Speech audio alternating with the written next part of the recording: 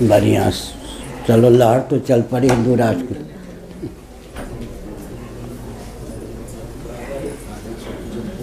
दर्शन विज्ञान, बैठिए। कहाँ से आए?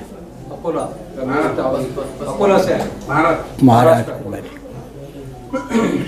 महाराष्ट्र वाले आगे आ जाए तो सब काम हो जाएगा। शिवाजी की भूमि है, बहुत बढ़िया। बैठिए। समर्थ रामदास जी की भूमि।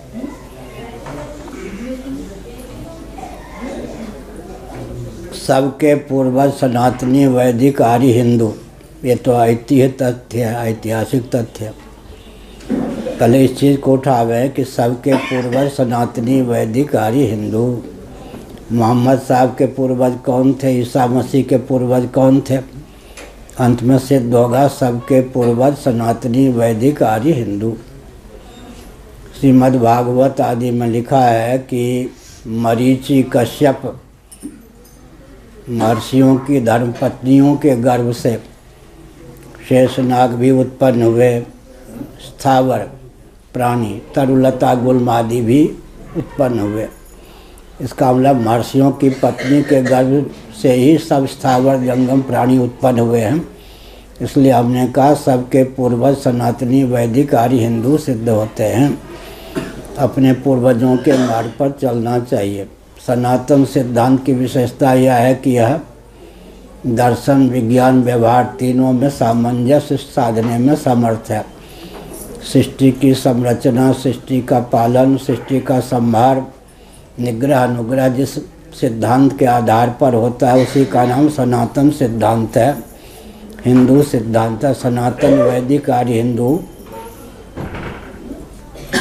सबसे उत्कृष्ट इसलिए हैं कि उन्होंने वैदिक मार्ग का त्याग नहीं किया है, अपने आप को सनातनी वैदिक आर्य हिंदू मानते हैं। हमारे जो पूर्वज थे सबके हितैषी थे, हितज्ञ थे, हित करने में तत्पर और समर्थ थे। हमारा सिद्धांत वसुधैव कुटुम्बकम सर्वे भवन्तु सुखिनः का है।